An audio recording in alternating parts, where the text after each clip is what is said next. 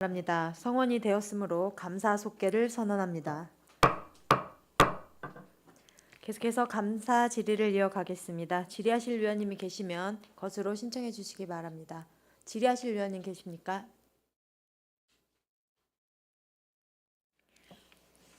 질의하실 위원님.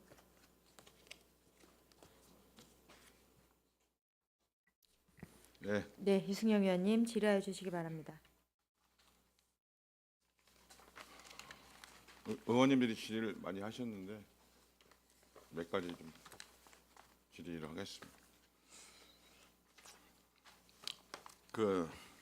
이게 안전총괄과하고도 다른 우리 도로관리과나 부서하고도 연관된 건데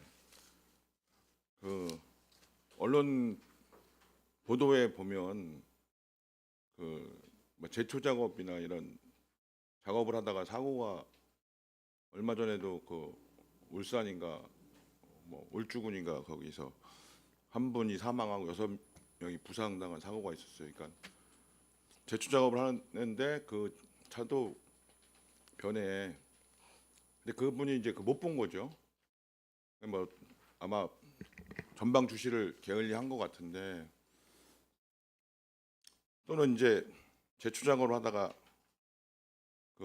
안 보이는 풀숲 같은데 이제 있다 보니까 일자리 우리 어르신 일자리 뭐 이렇게 하시는 분들 같은 경우 이제 연로하신 분들이 계신데 이제 발을 헛디뎌 갖고 다치시거나 심지어는 사망하는 경우도 이제 있다.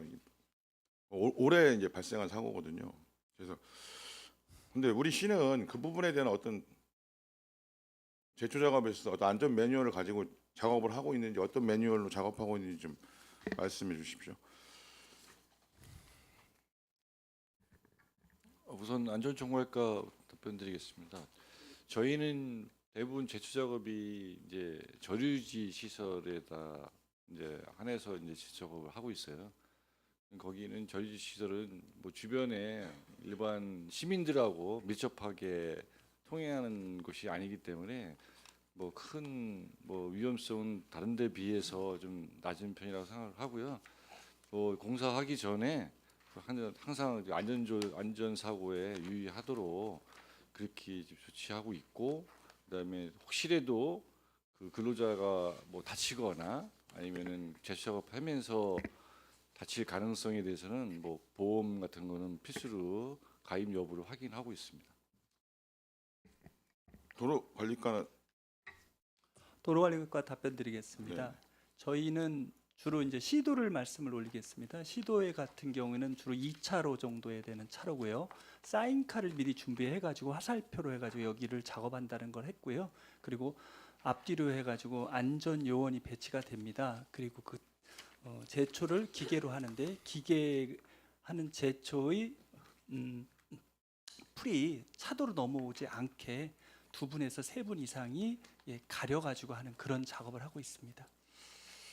그러니까 뭐 그렇게 작업을 하는 경우도 있고, 현장 가보면 그렇지 않으니까 발주처는 여러 군데 있잖아요. 뭐 녹지 산림녹지 부서에서도 하고 뭐, 그래서 그게 어느 부서에서 발주한 건 확인을 안 해봤지만,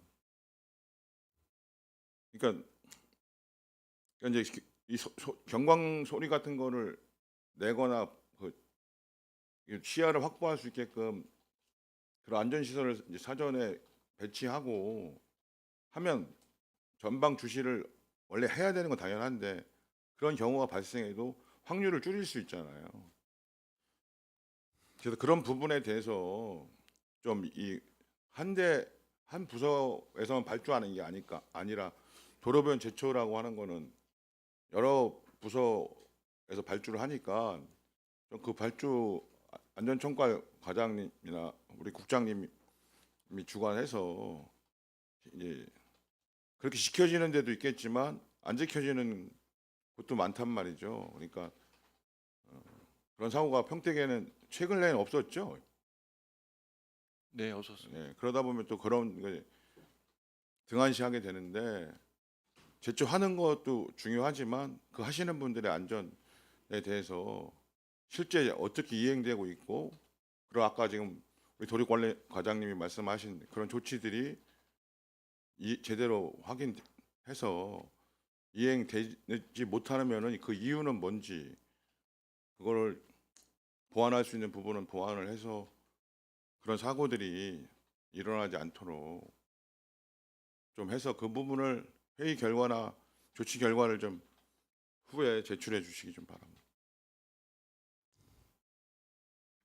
네, 한 가지 참고로 말씀드리면은 말씀하신 것 같이 각 부서에서 발주에서 진행되는 분들이 많은데 우리 시 같은 경우 이제 직영을 하는 경우에는 이제 중대산업재해가 강화되는 측면도 있지만 예전부터 안전관리를 좀 강화를 위한 그 매뉴얼 같은 걸 만들어서 사전에 충분히 교육을 시키고 또 현장 감독 공무원이 현장에서 현장 관리를 아까 도로관리과장이 얘기했듯이 이제 그런 식으로 하고 있고, 그리고 이제 각 부서에서 도급을 줄 경우에 업체에서 그 계획서를 낼 때 안전관리에 관한 그런 계획들을 다 내게 돼 있습니다. 그래서 그런 부분들이 현장에서 이행이 되고 있는지 우리 부서별로 감독 공무원들이 현장에 나가서 또 이행을 하고 있거든요. 그래서 이런 부분들은 의원님 말씀하신 부분은 좀 중요한 사항이기 때문에 전체적으로 다른 부서에서도 이런 관리가 좀 안전하게 이루어질 수 있도록 공유하고 이런 부분들을 좀 보완해 나가도록 하겠습니다. 예. 읍면동에서도 발주를 하거든요. 그러니까 이게 사고 위험도가 또 다를 것 같아. 뭐 아까 말씀하신 국도변이나 또 뭐 지방도나 또 시도 또는 뭐 농어촌 도로 뭐 이런 여러 가지 따라서 또 위험도가 틀리니까 그에 맞게 좀 대책을 좀 강구해서 어떤 결과물을 좀 제출해 주시기 바랍니다. 또 하나, 저번에 고생도 많이 하시고 애도 많이 쓰셨는데, 그럼 지금 세교 지하차도 침수 문제 근본적으로 뭐 해결한다는 뭐 시에서도 보도 자료도 냈어요. 작년에도 냈고 뭐 올해도 냈는데, 그러면 지금 거기 다리 그 지하차도 입구에 양쪽에 벽을 더 올리고, 그러면 임시 펌프장은 설치가 완료된 겁니까? 임시펌프장이 저기 기존에 있는 수문에 그 게이트 펌프 다는 게 발주를 해서 아마 내일에 이제 스크린을 설치를 하고 펌프는 내일 모레부터 이제 설치를 들어가거든요. 6월 말이면 말이 이제 준공 기한인데 6월 30일까지는 완료될 것으로 보입니다. 6월 30일까지 완료돼. 예. 뭐 지금 어쨌든 장마가 이제 시작됐잖아요. 완전 준공은 이제 기간이 필요하고요. 그 펌프가 실질적으로 가동하는 거는 이제 6월 30일이면 가능할 것 같습니다. 그게 분당 600톤짜리. 예, 맞습니다. 분단이. 아까 그게 뭐 30억 예산 잡아서 예. 보고에 나와서 어떤 작년과 같은 일이 좀 반복되지 않도록 잘 임시로라도 잘 가동될 수 있기를 바라고요. 그다음에 우리 민방위대 현황 중에 하나 궁금한 게 있는데, 우리 민방위대 지금 대원 수가 뭐 지역 지원 뭐 직장 이렇게 해서 총 대원 수가 5만 1,000명 정도 되는데, 이 민방위대가 실제 우리 뭐 훈련이나 뭐 이런 재난이나 이런 거에 동원된 적이 있어요? 실제로 동원된 적은 없고요.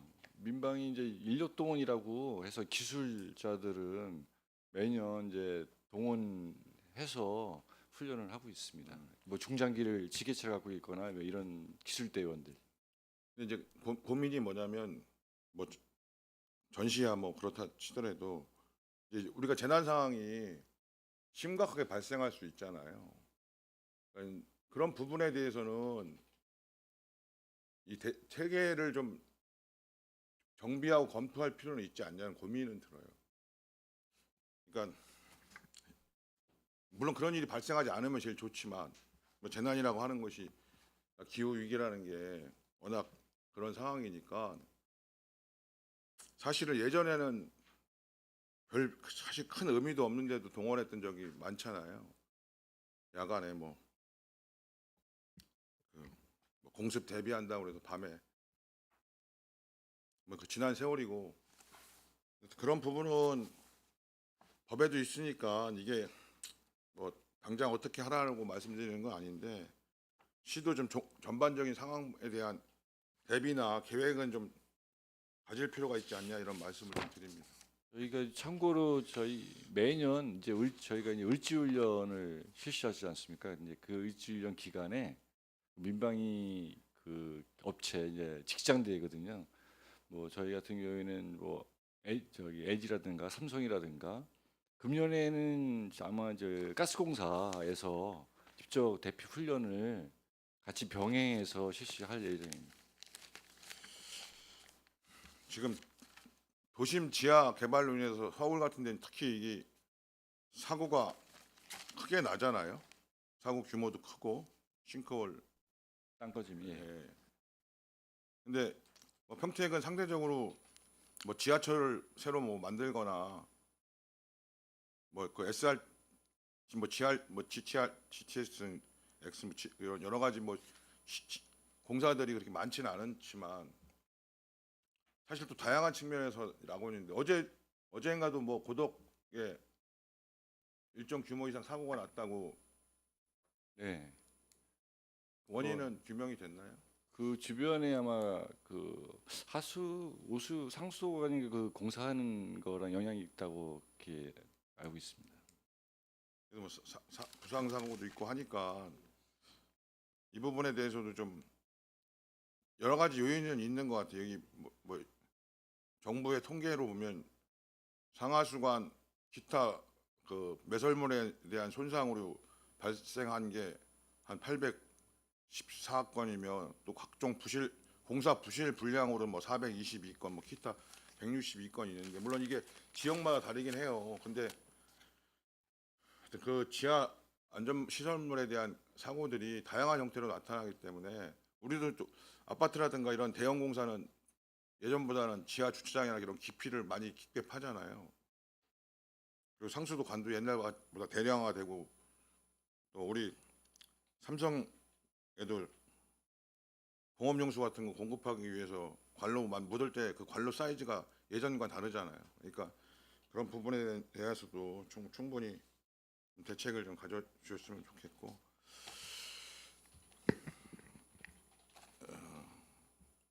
그다음에 일반적인 여기 자료 현황 일반 현황 몇 가지만 여쭤볼게요. 다른 과들 있으니까 건설업이 등록 현황이 보면 지금 24년도 4월 30일, 25년 4월 30일 기준으로 하면 그 업체 수는 35개가 증가되고 면허 수는 55개 증가됐다고 나오는데 이게 증가된 거예요? 감소된 거예요? 그 업체 수는 이제 그 35개가 늘어난 거고요. 801에서 이제 836으로. 그래서 그 35개소가 이제 늘어났다는 건 이제 업종에서도 이제 그 1019였었는데 업종도 55개소 55업종이 늘어났다는 상황이 되겠습니다. 그런데 지금 우리 일반적인 우리 저기로 보면 건설업체가 부도도 많고 폐업도 많이 하는데 평택시는 늘어나는 거예요. 전반적인 경기 침체 연인도 있겠지만 아직 저희 시는 전문 건설업 관련해서는 현재 통계와 같이 지금 이제 약 한 35개소가 이제 업종은 이제 55개소, 55가 이제 늘어난 걸로 판단되는데요. 크게 이제 변동은 없고 이제 전체적으로 보면 약간 이제 폐업하는 업종도 현재 이제 발생을 좀 하고 있습니다. 이 건설업 현황 좀 새로 신규 포함 현재 있는 업체들 신규 늘어난 업체들 폐업한 업체들 좀 자료 좀 제출해 주십시오. 네, 그렇게 하겠습니다.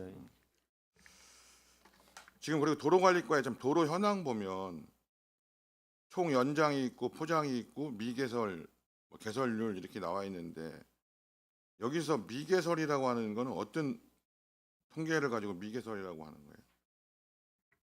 도로관리과장 답변 올리겠습니다. 개설과 미개설은 개설은 말 그대로 법으로 도로법이든 농어촌 도로정비법이든 도시계획 도로든 간에 시설 결정되고 난 다음에 개설한 걸 말한 거고요.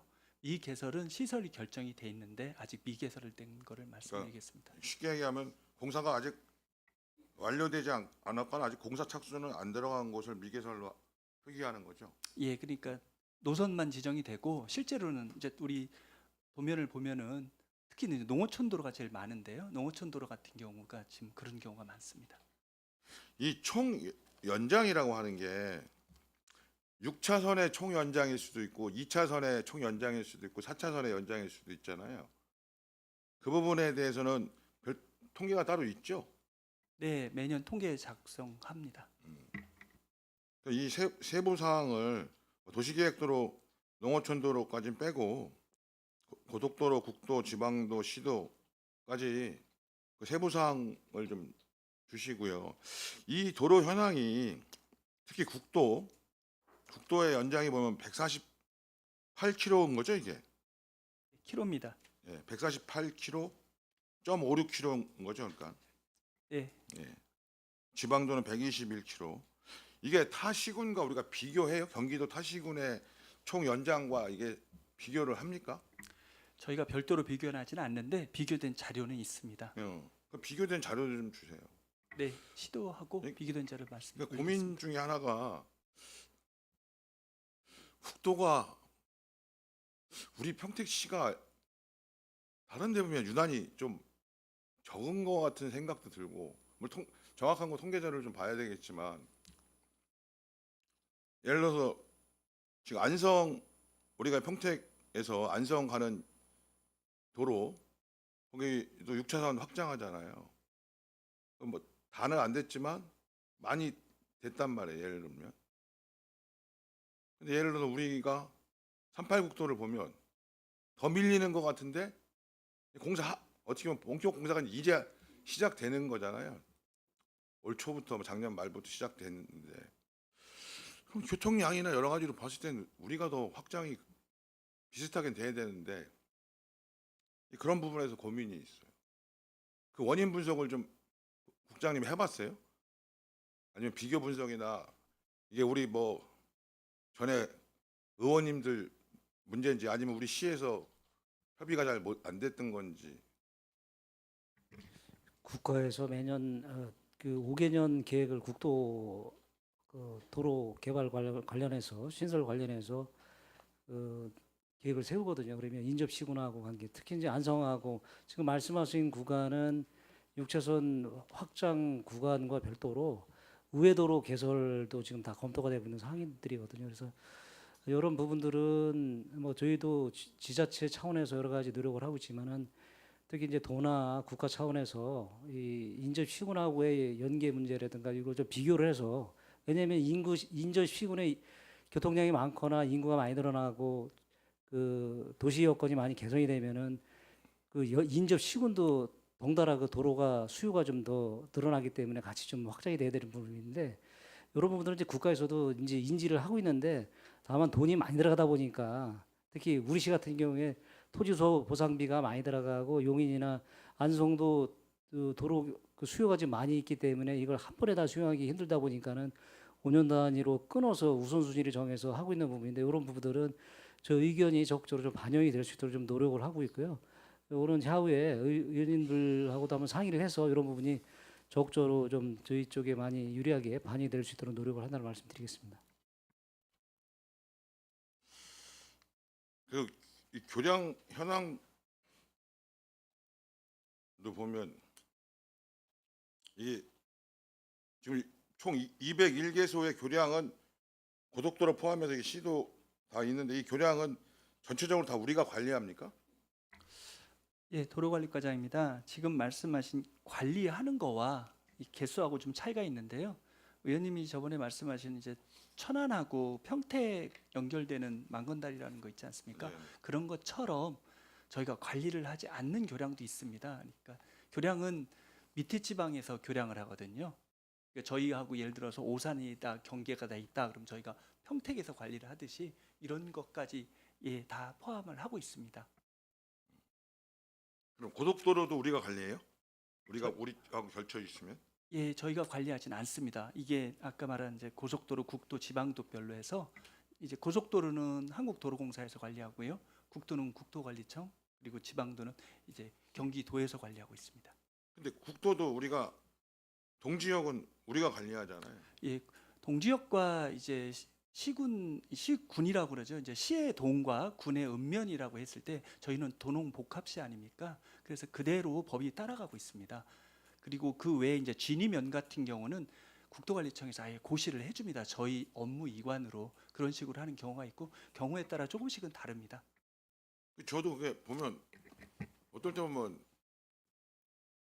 이걸 처리를 좀 해주십시오 그러면 이건 수원국토관리청 소관입니다. 뭐 어떤 건 그냥 우리가 합니다. 뭐 이런데 이 읍면 이것도 좀 명확하지가 않으니까 어떻게 그 관리 현황을 좀 정리를 해서 한번 좀 보내주세요. 네, 정비해서 말씀드리겠습니다. 그다음에 교통행정과의 주차장 현황 보면 노상 주차장이 있고 노외 주차장이 있잖아요.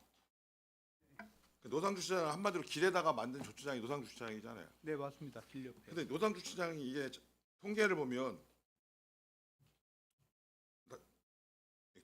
다 공영이지요. 개소수는 서부가 11개로 제일 적어요. 네. 근데 면수는 제일 많아요, 상대적으로. 네. 근데 면적은 또 엄청 커요, 대비해 보면. 예. 여기 화물차 때문에 그래요? 아닙니다. 그건 아니고요. 이제 아무래도 동지역 이제 남부 지역 같은 경우에는 개소수는 많고 적은 주차장들이 많고요. 그래서 사실 저희가 주차장은 적정 규모로 한 1,500평방미터 이상이 돼야 되는데 그 이하의 주차장들이 이제 남부에는 굉장히 많은 거고 이제 반대로 이제 서부 지역에는 조금 이제 좀 큰 주차장들이 많이 있는 거고 그렇습니다. 이 노상 주차장 현황 자료 있을 거 아니에요? 예, 있습니다. 노상 주차장, 노외 주차장 네. 위치나 그 면수나 언제 어떻게 개설됐고, 네.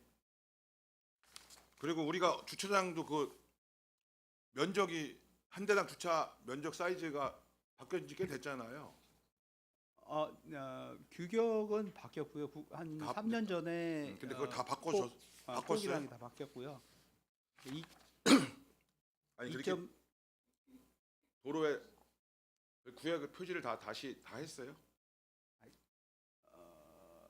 바뀐 송탄, 뒤에, 예, 송탄 노상 주차장은 제가 사진 찍어서 해서 바뀐 지 한 2년 반 됐나? 그래요. 그때 그 차 대보면 차 두 대가 세 개의 면을 차지할 수밖에 없게끔 해놨었거든. 그러니까 하여튼 지금 바꿨어요. 그러니까 그런 현황들 주차선 근거는 언제 걷는지 네. 이런 것들 네. 자료 정리해서 좀 주세요. 예. 그다음에 대중교통과 소관 버스 운수업체가 지금 71개로 여기 나와 있는데 여기 중에서 임금 체불에 문제가 제기된 곳이 있던데 그건 해결이 좀 됐습니까? 예, 한 개 업체에 조금 문제가 있어서 저희가 내부적으로 보조금에 대한 검사도 시행하고 그 보조금에 대한 그 지급 방법이라든가 이런 거를 좀 개선을 해 나가고 있습니다. 현재까지는 4월 초에 제기됐던 문제인데요. 지금 현재까지는 뭐 큰 그 다른 이슈가 나오지는 않고 있습니다. 근데 그 현황을 좀 주세요. 네네, 정리해서. 알겠습니다. 그다음에 택시 운수업체가 보면 협동조합 형태로 택시 운수업체가 있잖아요. 네, 그렇습니다. 근데 여기는 법인 택시에 들어가 있는 거예요? 개인 택시는 당연히 아닐 테고. 예, 법인 택시에 들어가 있습니다. 근데 그걸 좀 분리해서 운수업체 현황을 좀 정리할 필요가 있지 않냐는 생각이 드는데. 아니, 분리해서 지금 현재 이제 협동조합 택시가 한 3개 정도 있는데요. 따로 분류해서 제출해 주십시오. 제출하겠습니다. 그다음에 화물 자동차 업체가 이 개인 화물이 있고 일반 화물이 있잖아요. 네네. 그럼 저희가 이제 알고 있는 거는 이 화물은 자동차 차고지 증명이 있어야 허가가 나는 걸로 알고 있는데 예, 차고지 증명이 있어야 합니다. 그럼 이 전체 등록 대수가 8,637개인데 이 8,637개가 차고지 증명이 다 돼 있어요? 일단은 1인 사업자들이 대부분 많기 때문에 1인 사업자 같은 경우에는 주로 이제 본인의 주소지 쪽에 이제 차고지가 증명하면 되고요. 그 2인 이상 사업자분들에 대해서만 별도의 이제 사업장에 대한 차고지 증명이 있어야 하는 상황입니다. 대부분 근데 이제 2인 이상 사업자는 그 사업장 공간에 어느 정도의 주차 공간을 다 갖고 있기 때문에요. 근데 네. 우리가 흔히 많은 민원 중에 하나가 길가에 화물차 불법 주차했다 이런 민원이 많잖아요. 네네. 그럼 이 논리로 따지면 그분은 원래 차고지에 대고 다른 차를 타고 와야 되는데 거기다 안 대고 오기 때문에 그 발생하는 문제예요, 전적으로? 주로 이제 저희가 밤샘 주차 단속을 하다 보면 이제 단속되시는 분들이 저희 내부에 이제 관내에 있는 분들도 계시지만 주로 이제 외부에서 평택 쪽으로 화물을 싣고 와서 주차를 하다가 단속되시는 분들이 많이 있습니다. 그 내부적으로 관내에서 차고지가 뭐 물론 부족해서 그런 경우도 있지만 그 관내 분들이 많이 단속되는 그런 상황입니다. 그런 부분은 그분들도 이제 일일 저기서 물량을 받아서 평택에 왔어, 밤늦게 왔어, 거기서 주무시고 그 다음날 가셔야 되는데 될 때가 주차할 때가 마땅치 않으니까 그렇게 주차하시고 거기 주무시고 아침에 가시는 문제들이 크다라고 보시는 거죠? 네네. 그리고 저희 그 관내에 계신 화물 업계에 계신 분들도 이제 타 지역에 넘어가셔서 단속이 돼서 저희한테 이관대에서 넘어오는 경우도 많고요. 그렇습니다. 그다음에 기타 운송업체 보면 자동차 대여 산업이라고 하면 이게 일종의 렌트카를 네, 얘기하는 렌트카. 거예요? 렌트카는 그럼 이거 허가 낼 때 주차장은 어떻게 돼요? 차고지는?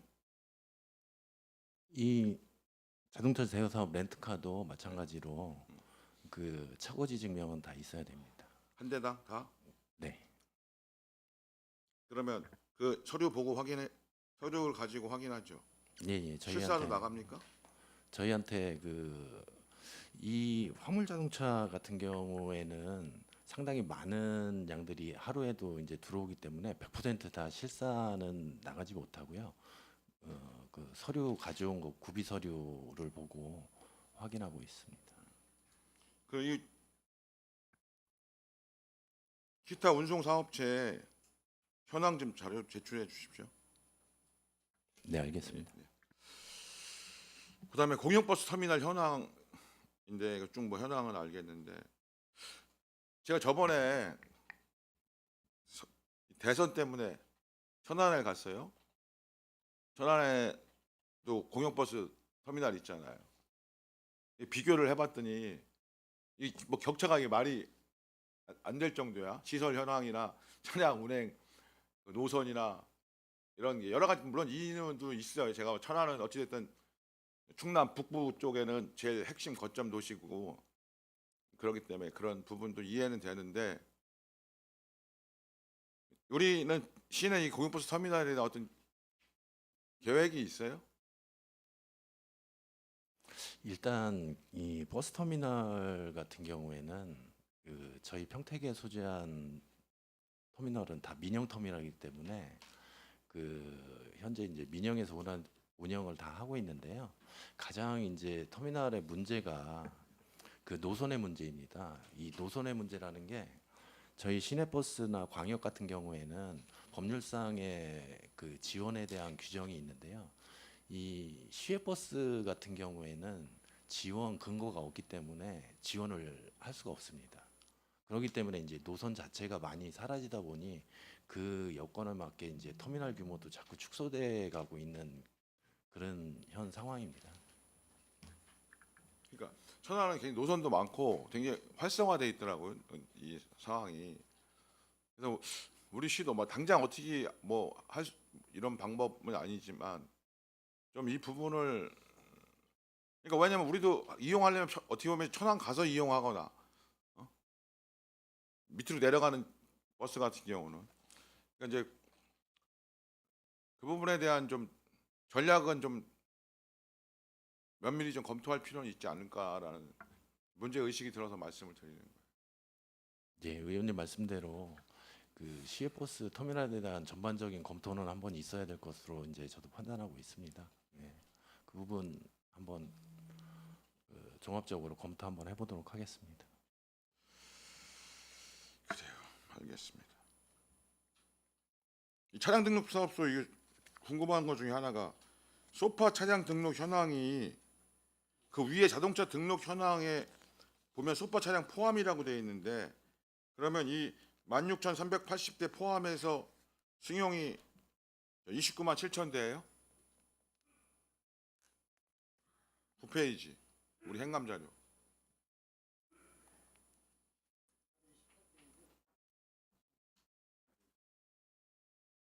밑에 보면 소파 차량 포함이니까 소파 차량 밑에 보면 16,380이니까 그거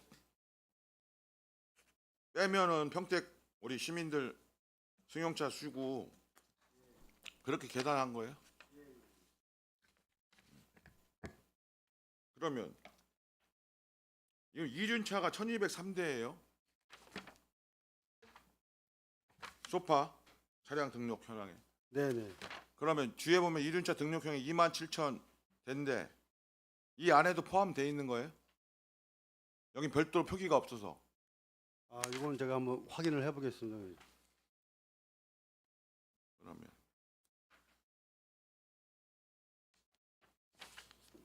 그러면 지금 이 소파 차량들은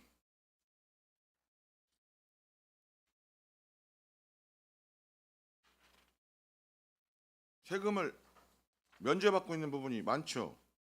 지금 저희가 그 일반과 비교해서는 세금을 내질 않습니다. 그 부분에 대해서 저번에 중앙부처에도 건의를 좀 했었죠. 네네. 현재는 자기 부서 책임이 아니다 이런 거죠. 네네.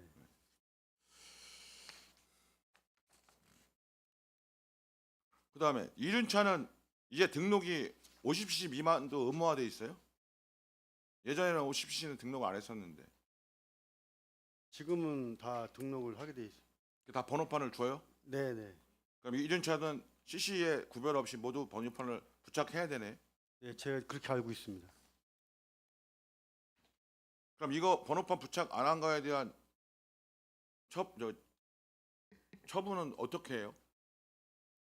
저희가 그게 안 할 경우에는 그게 그 보통은 그 적발이 돼서 저희한테 통보가 옵니다. 오면 저희가 그거를 그 처분할 수 있도록 과태료 부과하는 기준이 있어서 그렇게 기준을 그 하고 있습니다. 적발을 누가 해요?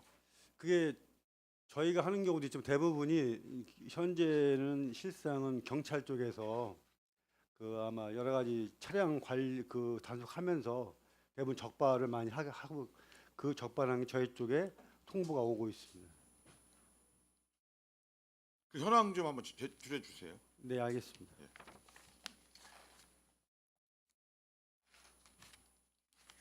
일단 일반적인 현황은 제가 다 궁금한 거 같고요. 과별로는 다음에 다시 하기로 하겠습니다. 네, 유승영 의원님 수고하셨습니다. 계속해서 질의하실 위원님 계십니까? 네, 손남영 의원님 질의해 주시기 바랍니다. 네, 손남영입니다. 점심 식사는 맛있게 드셨어요? 국장님은 식사 안 하신 것 같은데.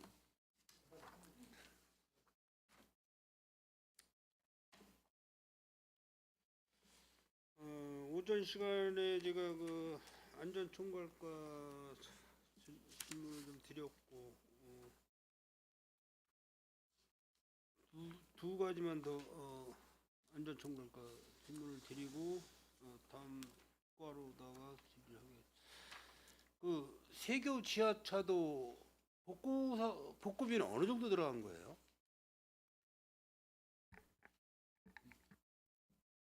예, 도로관리과장 답변 올리겠습니다. 네. 복구 비용은 이제 지난해 물 찼을 때 복구하는 걸 네, 말씀하시는 네, 네, 네. 거죠? 예, 1억씩 들어갔습니다. 두 번. 2억. 1억씩. 예. 한 건당 1억, 예, 한 번에 1억. 두 건에 2억.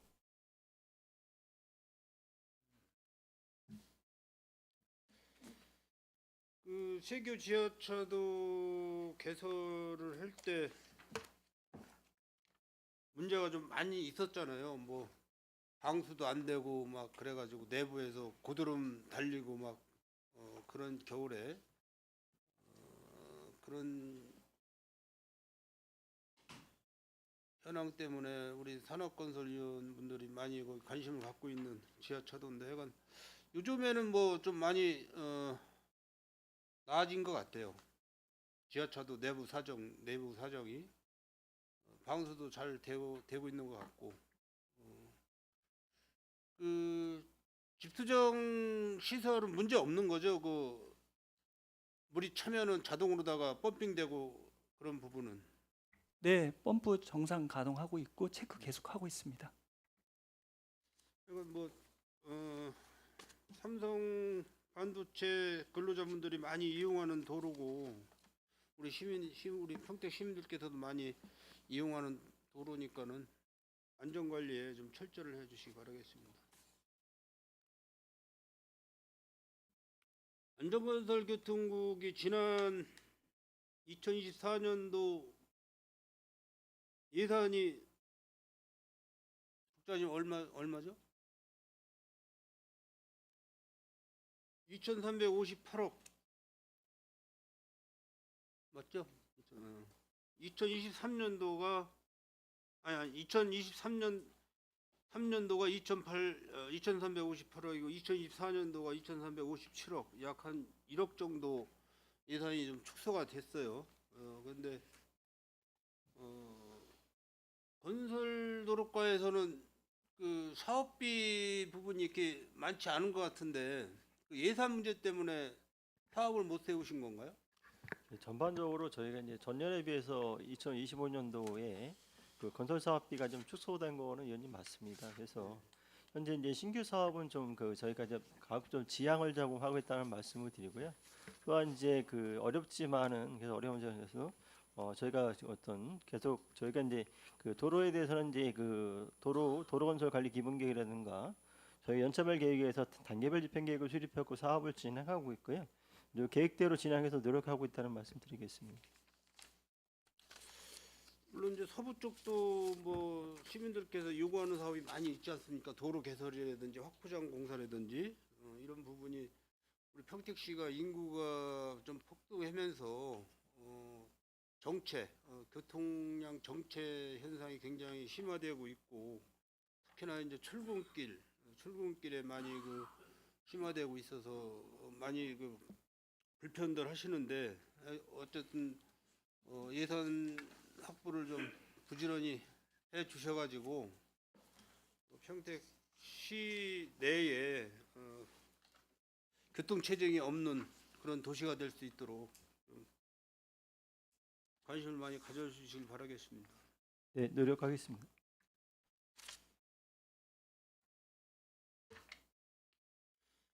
그 도로관리과는 요즘에 아까 이승용 의원님도 말씀하셨지만은 싱크홀 때문에 가끔 우리 평택시도 안전사고가 좀 발생이 되는데,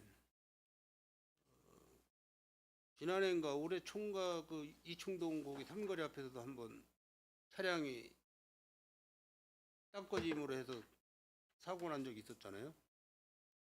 네. GPR 탐사라고 평택시에 그 장비는 아직 없죠? 네, 없습니다. 언제쯤 준비하실 계획이 있으신가요? 도로관리과장 답변 올리겠습니다. 지금 하신 말씀은 별도의 부서가 있습니다. 저희 부서에서는 도로의 유지 관리를 철저히 하는 부서고요. 그거와 관련된 부서는 별도의 부서가 있고, 그 부서가 어느 소속으로 어디 과에 소속돼 있어요? 스마트 도시과에 스마트 도시과에. GIS 장비는 아직 없고. 예, 제가 알기로는 없는 걸로. 용역을 주고 있습니다. 장비를 별도로 구매를 해가지고 공무원이 추진하는 사항은 아니고요. 전체적으로 전산화라든지 해가지고 용역을 주고 있습니다. 그 차량이 원래 도로관리과에서 관리해야 되는 거 아닌가요? 의원님 그 GPR 탐사기에 대해서는 저희가 지금 검토 중에 있어요. 저희 부서에서 그게 이제 저희가 담당하고 있는 업무 중에 지하 10m 이상의 굴착을 통해서 시설물을 설치하거나 이런 그 대형 건물을 지으면 10m 이상을 굴착을 하게 되잖아요. 네. 그런 거를 이제 지난 과거에 기존에 설치돼 있는 게 오래전에 그게 요새 이제 땅꺼짐의 사고가 많다 보니까 저희도 이제 이 탐사 장비를 구매를 해서 그 각 다른 우리 부서만 사용하는 게 아니라 다른 부서 저희 같은 경우에는 일반에 거기에 이제 지하에서 굴착을 해서 지금 하고 있는 주변이나 그다음에 일본 국도 안에 이제 하수도관, 상수도관 이런 게 이제 노후되다 보니까 이제 싱크홀이 잦아지는데 그거를 이제 탐사 하는 거를 활용을 해보려고 지금 경기도하고 행안부에서 예산이 지원하는 사업이 있어요. 그래서 저희가 좀 신청을 좀 해보려고 좀 준비 중에 있습니다. 이제 그런 장비가 왜 필요하냐면은 일단은 저희 평택시 같은 경우는 아직까지 뭐 지하철 노선이나 이런 부분이 없기 때문에 좀 덜 염려스럽긴 한데 그 상수도관 파열로 인해서 그 안에 그 사토가 이렇게 실려 내려가고 위에는 이제 아스콘 포장이 되어 있으니까는 겉으로는 표시가 안 나니까 그런 도로를 운행을 하다가 이제 꺼짐 발생이 되면은 황당한 사고가 발생이 되는 건데 그런 장비가 있다고 하면은 우선 상수도 배관에서 누수된 그런 현장을 한번 점검을 해 주는 게 더 안전하지 않을까 생각이 됩니다. 그래서 지금 그 도시공사에서 비산먼지 흡입 차량이 6대인가 운행을 하고 있는 걸로 알고 있어요. 6대. 그래서 1년에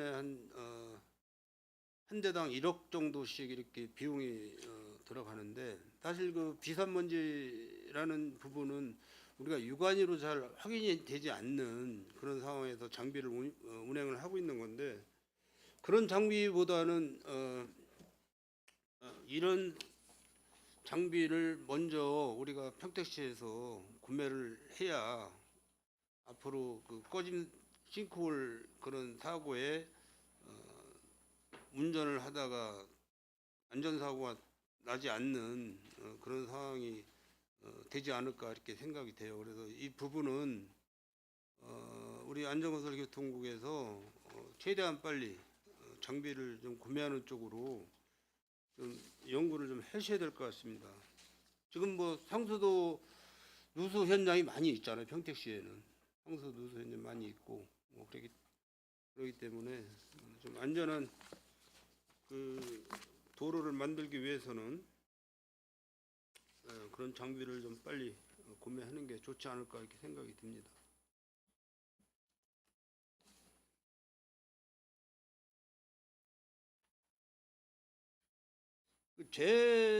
누가 한 가지 아까 좀 더 질문을 드리고 가야 되건 안전총괄 재난지원금을 그 하천 내에 그 잠목재거나 풀베개 작업에 이용이 가능한 건가요? 저희 재난 예방 활동으로 하기 위해서 하천 뭐 신청을 한다면 네. 저희가 뭐 심의를 통해서 뭐 따져볼 수는 있겠는데 그게 이제 그냥 통상적으로 매년 해오는 그런 사업이냐 아니면 특별히 어느 지역에 이 사업을 긴급히 하지 않으면 재난이 발생될 우려가 있다 판단되면 그런 심의를 통해서 결정될 것으로 보여집니다. 소하천 이런 부분이 굉장히 지금 정비가 안 되고 있어요. 준설 작업이라든지 잠목 제거라든지 여러 가지 해서 예산 문제 때문에 이제 그렇게 볼 수가 있는데 재난안전기금을 활용할 수 있는 방법이 있다고 하면은 그 예산을 좀 소하천 정비 사업으로다가 가능한 건지 제가 여쭤보는 거예요. 그동안의 과거의 기금 활용 사례는 사실 잠복제거나 이런 거는 없었어요. 네. 없었고 무슨 어떤 그럼 제가 조례 네. 보니까 가능하다고 나와서 제가 여쭤보는 거예요. 평택시 재난관리기금 운용관리 조례 보면은 재해 예방을 위한 시 관리, 하천 내 준설 풀베개 등이 가능하다. 이 조례에 나와 있기 때문에 여쭤보는 거예요. 아까 말씀드린 것처럼 뭐 통상적인 사항과 뭐 특수한 상황은 고려해서 판단해야 될 것으로 보여집니다. 급하면은 쓸 수 있는 거죠. 긴급하면 재난 예방을 네. 위해서. 긴급하면 급하면, 사용할 네. 수 있습니다. 알겠습니다.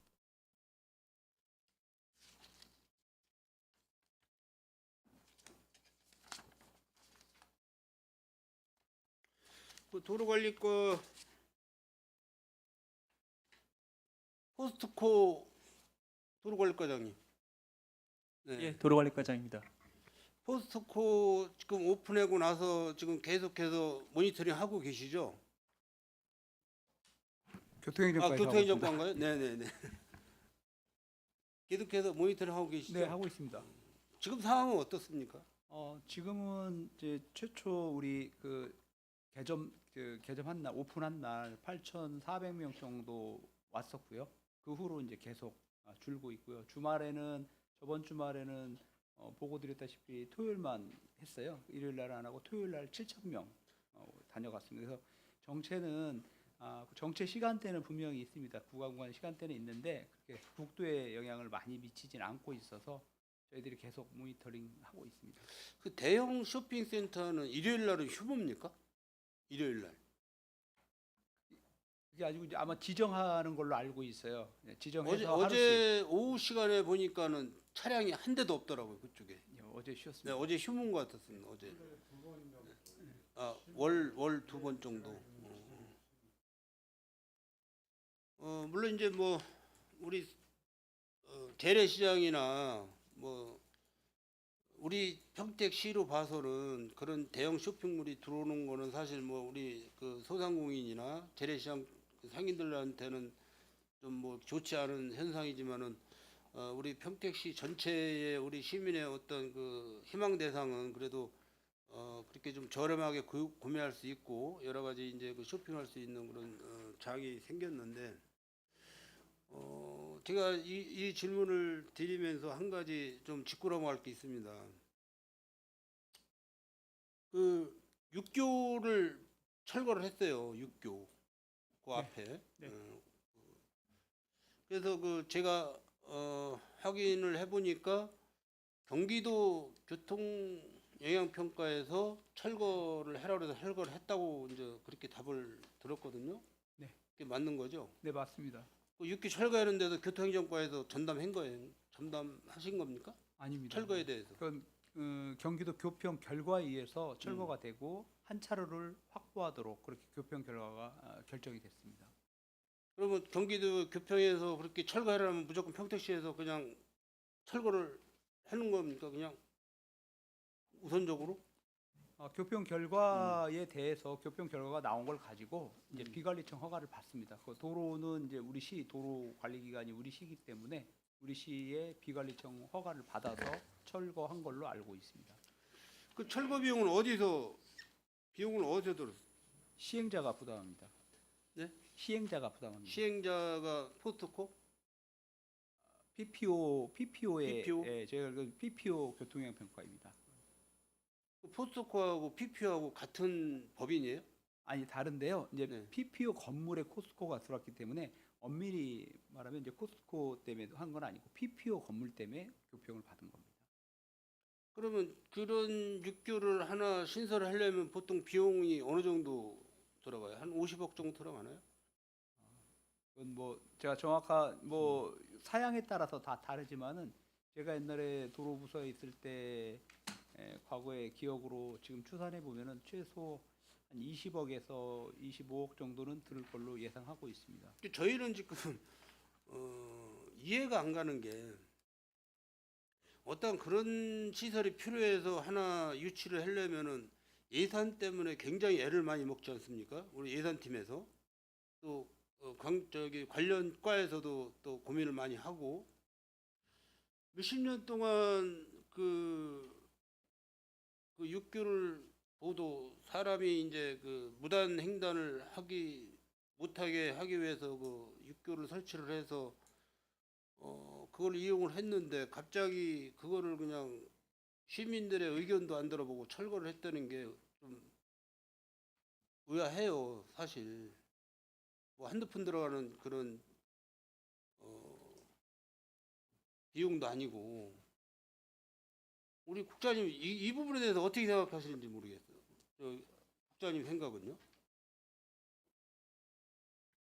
뭐 그 당시 육교 철거할 때 제가 뭐 업무를 보지는 않았지만은 그 여러 가지 그 교통 영향 평가를 받고 국도를 확보하는 차원에서 육교를 철거하는 거로 내용이 돼 있는데 의원님 말씀대로 그 교통이라는 거는 주변의 여러 가지 여건에 따라서 그 교통 영향의 범위가 뭐 많아지거나 교통량이 많아지고 하는 부분이기 때문에 요거는 만약에 필요하다면 향후에 이런 부분이 필요하다면은 유교라는 게 주민생활에 필요하고 그 안전과 부합이 된다라면 설치하는 것도 좋지 않나 뭐 이런 개인적으로는 이런 생각도 하고 있습니다. 그러니까 이제 그 주변 여건을 좀 보면은 그 뒤쪽으로다가 가재지구에 그 공공주택이 들어서 있어요. 가재지구에. 그분들이 차량을 끌고 나오게 되면은 뭐 진입하기가 좀 시간이 많이 걸리고 어렵다고 판단이 됐을 때는 도보를 이용해서 많이 나오실 거라고 예상이 되는데 우리가 뭐 필요하면은 그 오브리지 사업이라고 해서 그 도로를 횡단 안 하고 우회로다 건너게끔 설치를 해주잖아요. 그러면 나중에라도 차후라도 우리 평택시에서 이런 사업이 필요하다고 그랬을 때에는 피표에서 건립을 해주겠다는 어떤 약정서나 이런 게 있냐 문제죠. 그냥 철거로다가 끝나는 건지 차후에 어떤 약정서를 철거 전에 약정서를 받아서 차후에라도 우리가 필요한 부분이 있으면은 거기서 다시 그 신설을 해준다는 어떤 약정서가 있는지 그게 궁금한 거예요. 제가 알기로는 이제 교통영향 평가는 이제 철저하게 그 어떤 교통 유발 시설이 들어왔을 때 어떤 것이 교통 흐름에 유리한가를 판단하는 거거든요. 그랬을 때 이제 교통위원회에서 경기도 교통위원회에서는 육교를 존치하는 것보다는 한 차로를 늘려서 소통을 원활하게 하는 게 더 바람직하다라고 판단을 했고요. 그러기 위해서는 육교가 이제 없어져야 되는 거고, 그리고 육교를 없애고 이제 보행을 못하지 않습니까? 그래서 횡단보도를 놨는데 아마도 거기에 보행 교통량도 감안을 했습니다. 해서 사실 거기가 교통 보행량이 그다지 많지는 않습니다. 그래서 그런 유불리를 따져서 교통 흐름이 어느 것이 좋은가를 판단해서 결정된 사항입니다. 예산을 철거 비용이라든지 그때 당시에 신설 비용이라든지 예산을 생각하면 아까운 생각은 없어요. 맞습니다. 뭐 교통량, 있던 시설이 교통량도 없어지니까 중요하지만. 당연히 아깝죠. 그렇지만 이제 그것이 더 교통 흐름을 원활하게 한다고 왔기 때문에 하는 거고, 교통영향 평가가 그런 것들을 하는 거기 때문에 물론 시설물의 어떤 값어치로 보면은 굉장히 손실이 아까운 내용이지만 그것이 이제 교통 흐름에 더 낫다고 판단되는 사항이기 때문에 그 경기도 교통영향 평가는 경기도에서 꼭 받는 건가요? 네, 저희가? 시설 규모 이상이면 경기도로 갑니다. 그 평택 시민들은 그냥 평택시에서는 경기도에서 처분하는 것만 그냥 이행만 하면 이제 끝나는 거란 말씀이죠. 나중에 혹시라도 뭐 도에서 상급기관에서 페널티라도 주지 않을까 해서 그냥 눈 감고 있는 거잖아요, 사실. 그건 아닙니다. 그건 네? 아니고 뭐 유사한 사례로 우리 안성시에 스타필드가 들어왔을 때 네. 저희도 상당히 그때 이제 안성시하고 이제 대립되는 관계가 있었습니다. 그때 당시에도 그 교평위원회 우리 시 이제 부시장님이 그때 출석해서 우리 시 입장을 말씀드리고 이렇게 했습니다. 그렇지만 이제 결정은 경기도 교평위원회에서 하는 거기 때문에 그때 우리 시가 주장한 것들이 많이 수용되지 않았죠. 이제 안성시 쪽으로 많이 기울었죠. 예. 뭐 기울었다기보다는 교평의 결과가 그렇게 우리 시가 요구하는 것들이 많이 안 어쨌든 됐죠. 세금은 안성시에서 받아가고 그렇죠. 우리 교통 영향 평가에서 우리 평택 그 당시 지금도 마찬가지겠지만 스타필드의 주변에 지금 교통 흐름이 계속 좋은 편은 아니잖아요. 그 피해는 우리 네. 평택 시민들이 보고 있는 건 맞아요. 맞습니다. 지금 삼성 반도체가 가동이 되면서 전력이 딸려서 안성 쪽에서 우리가 전력 공급을 받고 있잖아요. 안성시에서는 추가로 뭐 전력 공급을 안 하겠다 뭐 이제 그런 부분이 안성시에 임야가 많다 보니까 임야 그 등성 부분이 다 철탑이 들어선다는 얘기죠. 그 전파 영향 때문에 안성 시민들은 안 좋다. 우리 평택도 마찬가지지만은 뭐 지금 뭐 철탑을 지하로 많이 이제 하고 있지만 예산이 많이 들어가고 그러다 보니까는 이제 철탑을 불악산 쪽으로는 지금 철탑을 많이 세워져 있는데 굉장히 안 좋은 거거든요. 그거는 사실. 그래서 어떤 사업을 추진하기 위해서 편리성을 봐주는 건 좋지만은 우리 평택시에서 그만큼에 대한 대가성에 대한 인센티브는 받아야 된다는 말씀을 드리는 거예요. 그런 게 사전에 약정이 돼 있으면은 상관이 없는데 약정이 안 된 상태에서 지금 상황에서 준공 다 끝나고 오픈했는데 가서 우리가 약정서 써달라면 써주겠습니까? 그런 부분이 좀 안타까워서 말씀을 드리는 거예요.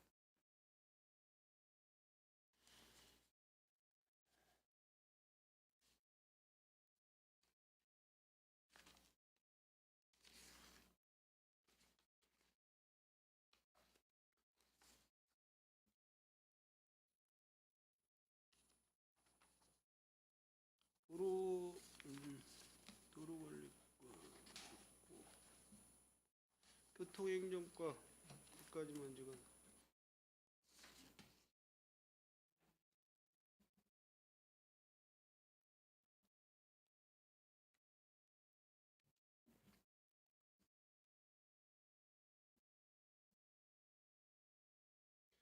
교통행정과가 이제 그 신호등 관리, 그다음에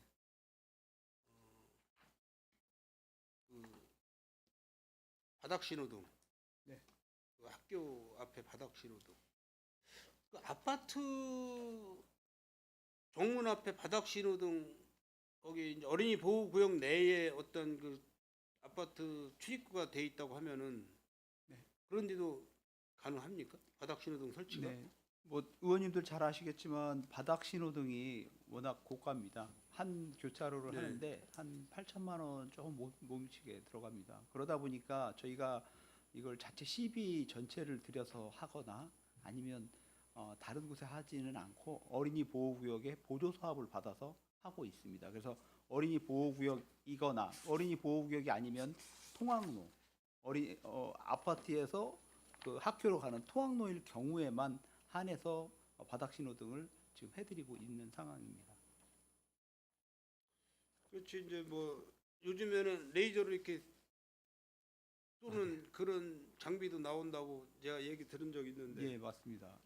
그 장비는 좀 시설비나 이런 게 좀 저렴하지. 많이 저렴합니다. 저렴하죠. 많이 저렴한데 네. 안타깝게도 아직 경찰청 등록을 받지 못해서 저희가 알기로 한 10분의 1로 줄어드는데 경찰청 등록을 아직 못 받았습니다. 그래서 그거가 받으면 저희가 충분히 활용을 할 계획입니다.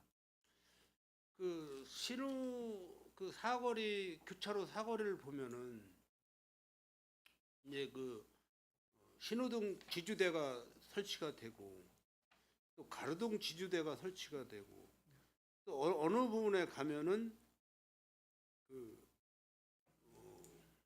뭐지 저 과속 카메라 그것도 또 지주대가 설치가 되고 그래서 보통 뭐 이렇게 내구 태기를 이렇게 보면은 한 10몇 개씩 이렇게 지주대를 설치를 해놓은 데가 있어요. 네. 그러니까 요즘에는 조금 그게 간편화 됐더라고요. 네. 그거 부분에 대해서 그 좀 정비할 계획은 없으세요?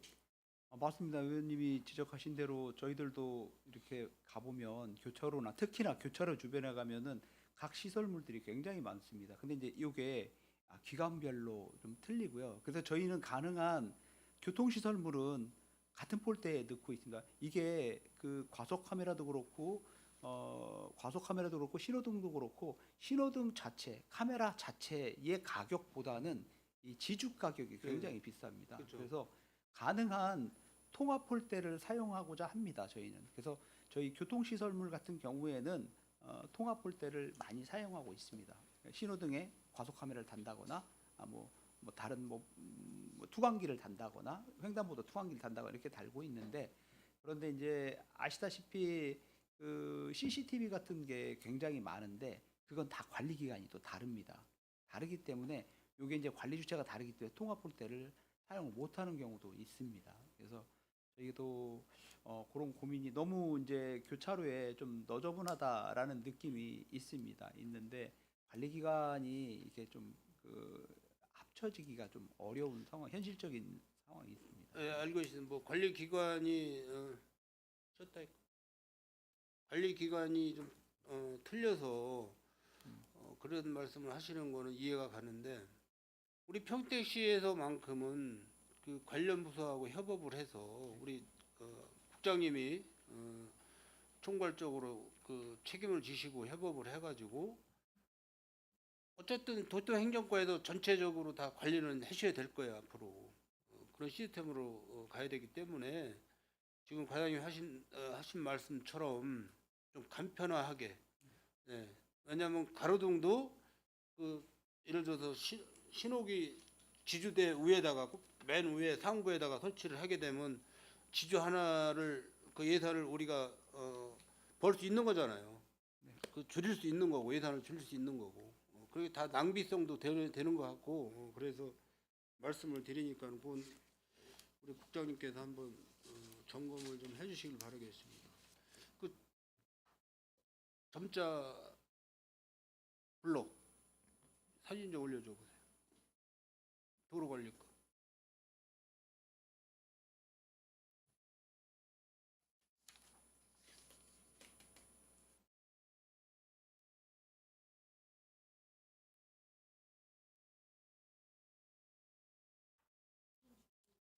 사진 준비하는 틈에 제가 잠깐 말씀드리겠는데, 그 손한명 의원님 방금 말씀하셨던 내용은 좀 더 적극적으로 좀 검토를 하셔서 계획을 좀 제출해 주셨으면 좋겠어요. 왜냐하면 그 지주대 정리는 반드시 필요하다고 보거든요. 이제 새로 우리가 계획하는 도시, 이 신도시 내 이런 곳들은 좀 깔끔하게 위관상 정리가 되어 있는데 구도심들이나 지금 사용하지 않는 지주도 간혹가다 보여요.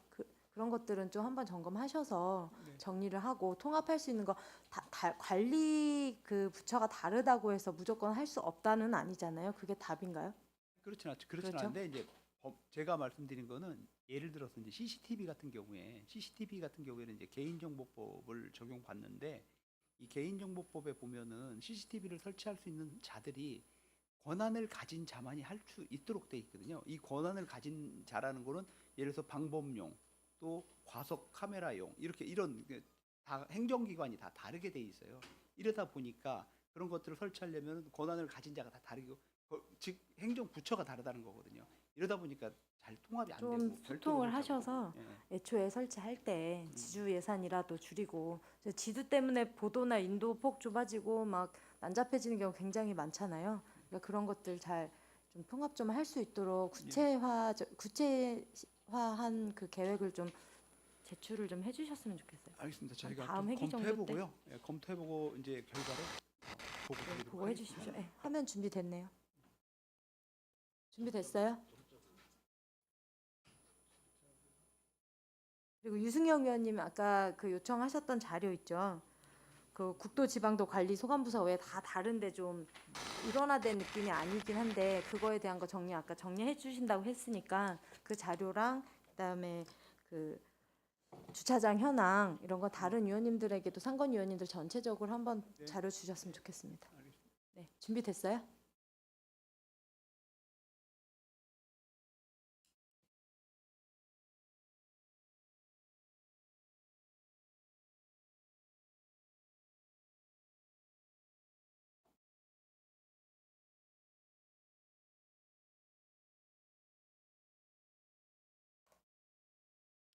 잠깐 쉬었다 다시. 하면 준비 안 되니까. 준비가 안 돼. 됐어요? 네. 호남 의원님. 이어서 해주세요.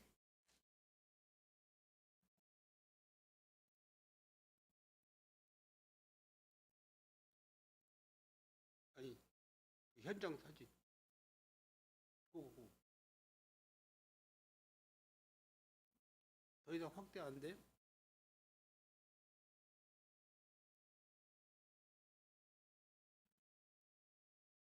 저게 이쪽은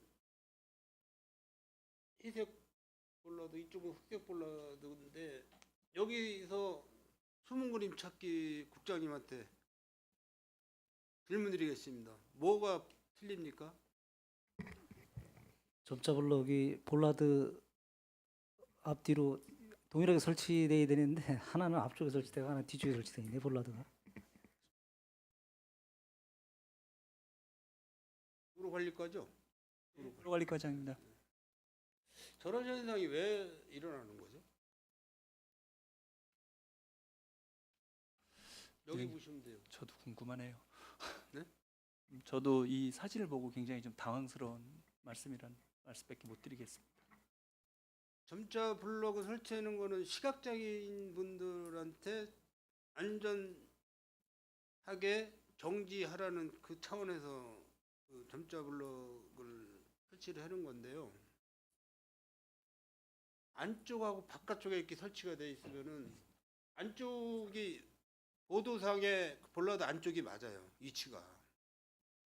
근데 한쪽은 바깥으로 돼 있으면은 굉장히 위험한 거 아닙니까?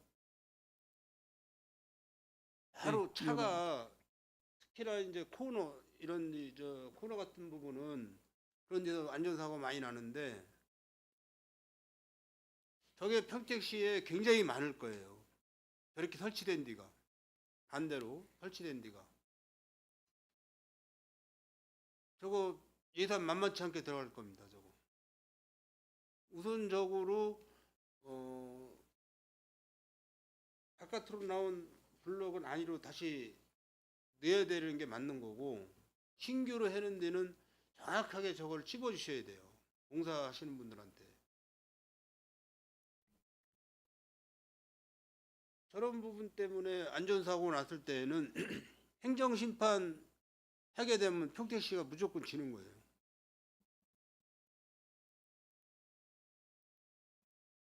이해하시죠? 예, 도로관리과장, 예, 충분히 공감하고 반성하겠습니다. 한번 전수조사 좀 하셔가지고 어느 지역에 저렇게 설치가 돼 있나는 파악을 먼저 한번은 해 보셔야 될 것 같아요. 파악은. 네, 전수조사하겠습니다. 그렇게 해서 이제 예산을 좀 세우셔가지고 이해 추경 예산이라든지 이렇게 만들으셔가지고 바로 저거는 좀 시행을 하셔야 될 것 같습니다. 한 가지만 더 하고 마무리하겠습니다. 그 주차장 교통행정과죠? 주차장. 주차 관리는 잘 무료 주차장 관리는 잘 하고 있죠 지금 과장님? 네.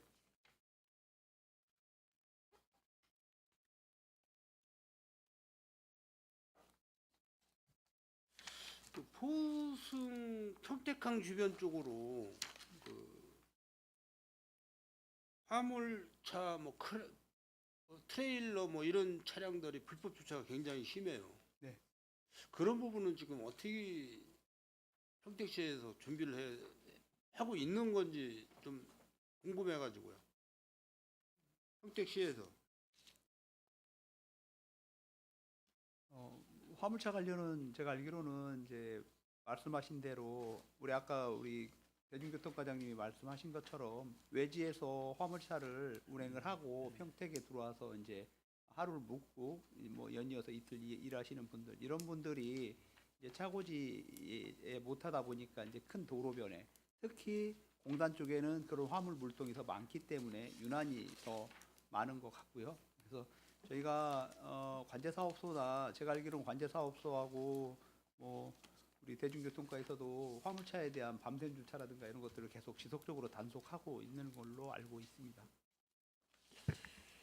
물론 이제 그 물동량 때문에 화물 물동량 때문에 평택항 쪽으로다가 많은 그 트레일러나 화물차들이 진출입을 하는데 우리 평택시에서 어쨌든 공영 주차장을 만들어 줘야 되는 거 아니에요?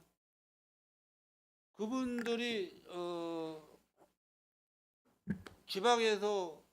지방으로 그러니까 뭐 평택항에서 부산항으로 아니면 인천항으로 이렇게 장거리를 운전을 하시는 분들 같은데 좀 평택항에 오시게 되면은 차를 주차장에 넣어놓고 뭐 휴게실이라든지 이런 데 가서 좀 쉬셔야 되고 그렇게 해야 되는 시설이 전혀 없는 거잖아요 지금 평택항 쪽에는. 그 화물 차량 차고지 같은 경우에는 지금 평택시에 공식적인 차고지는 없는 상태고요. 그 임시 주차장으로 해서 평택항 마누리 쪽에 2개소가 있고요. 송탄 쪽에 1개소가 지금 있습니다. 근데 이제 평택항이 특수성이 이제 거기 트레일러 차량들이나 이런 차량들이 워낙 많다 보니 그 수요를 지금 감당하지는 못합니다. 그러면 심야 불법 주차 뭐 과태료는 떼요? 과태료 주로 이제 밤샘 주차 단속은 그 저희 직원들 자체적으로 한 달에 한 2번 정도씩 이렇게 나가고 있는데요. 주로 이제 민원이 많은 쪽이 도심 쪽이나 시내권 쪽이 많기 때문에 그쪽을 위주로 하고 있습니다. 현재는. 밤샘 주차 과태료 징수하면 안 되는 거 아니에요? 평택시에서는 주차장 준비도 안 해놓고 과태료 징수하는 거는 좀 문제가 있다고 생각을 하고 이거 혹시 좀 한번 올려줘 보세요.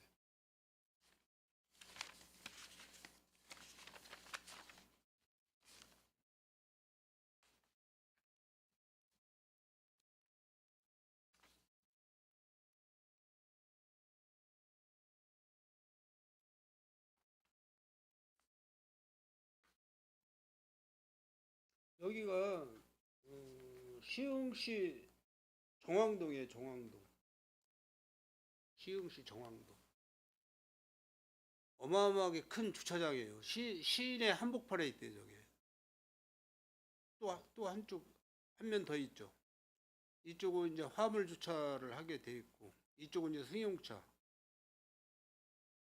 저때 제가 찍은 시간이 한 저녁 7시 정도. 7시 정도. 근데 뭐 그때는 이렇게 차가 많이 안 들어온 상태인데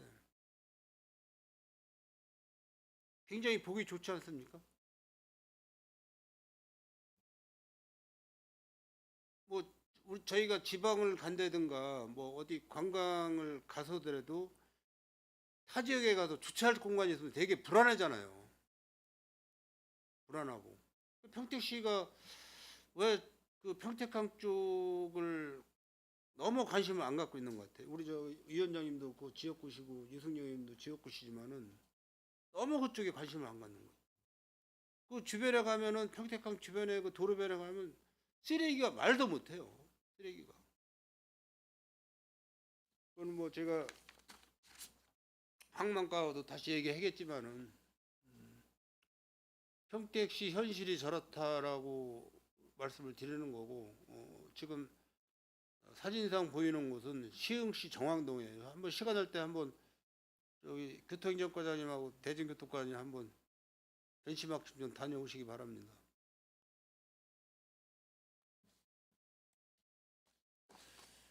우리 차량등록사업소장님은